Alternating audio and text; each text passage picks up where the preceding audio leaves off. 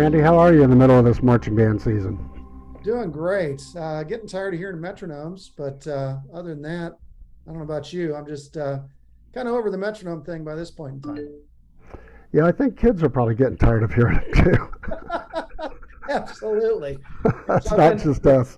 yeah, been going to a lot of rehearsals and talking to directors about how to effectively wean their group off of the metronome, taking the training wheels off, as we call it. So let's talk about that today. What do you think? Sounds great to me.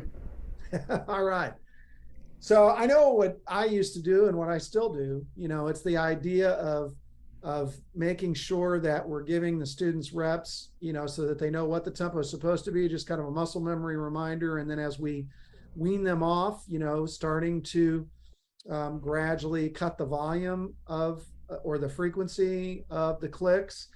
Sometimes you can take a standard 4/4 bar and just have the metronome on 1 and 3. That's a Yep. good technique. I think it's really, really important that that metronome makes its way off its throne on the back sideline. Why don't you talk about that a little bit, Richard? Because I know that that's something that you and I both agree on is regionalizing the metronome. Absolutely. I think one of the things that you have to be careful of, and sometimes it's not easy to do, but you've got to make sure that the metronome is near the tempo source. And most of the times it's going to be the battery percussion, but not all the time. So we want to make sure that we don't always keep the metronome on that back sideline because the kids are getting a false sense of time when they're doing that. And I'll tell you another thing that's tough, Randy, and I think you'll agree with this, is that for our drum majors too, if the metronome is on the back sideline, it's really tough for them to get a good feel of time because that click, they're hearing, they're hearing a delay and they're almost conducting to a delay, which can cause all kinds of problems. So I think having the metronome, having it movable, having it behind the tempo source is really important. And I think what you said was also great about lowering the volume. Maybe you start the volume at the beginning of the season at 100%, and then as you get close to the first show, you lower it to 50%, eventually take it down to 25%.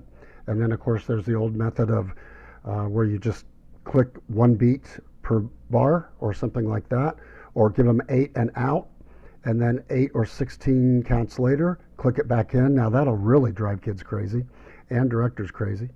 But, that's some of the methods we use.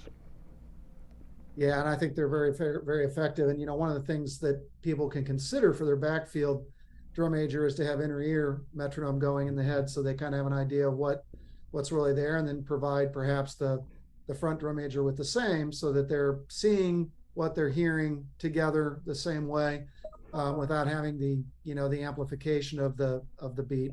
That could certainly be effective. But I think the most important thing is to start doing it in small spurts. Start with 3 or 4 phrases, gradually get it to happen. You'll get some bleed over and some application.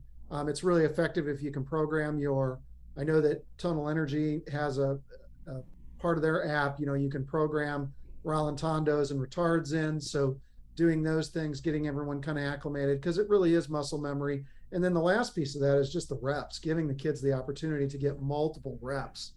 I would say an average of anywhere from 6 to 8 reps on a segment with the metronome, without the metronome, or with the metronome turned down, so the students are really getting an opportunity. And then doing that run on a Thursday night without the metronome, so that they just get a sense of what that's going to feel like. And then I think they'll be in a lot better shape on Saturday, don't you think? Yeah, I agree completely. And directors that are out there, and Randy and I have been through this, when you turn off that metronome for that final run, your kids are going to fall apart occasionally. And you know what? Let them fall apart and let them experience that and let them deal with it. Don't just cut them and say, okay, well, let's try this again, because they're not really learning anything from that. They need to learn to recover and see if they can get it back. And they'll learn more from that than us cutting them and starting over again. Randy, do you agree? Absolutely. Yeah, they have to learn how to recover.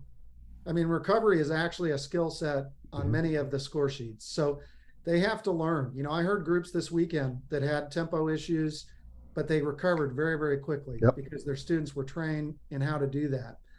The other piece of that too is, in addition to the metronome, is just defining, and Richard, you may have already mentioned this, but just defining whether we're watching a drum major, whether we're listening back to the battery, where the timing source is coming from in terms of the actual performers, so they know what their responsibilities are.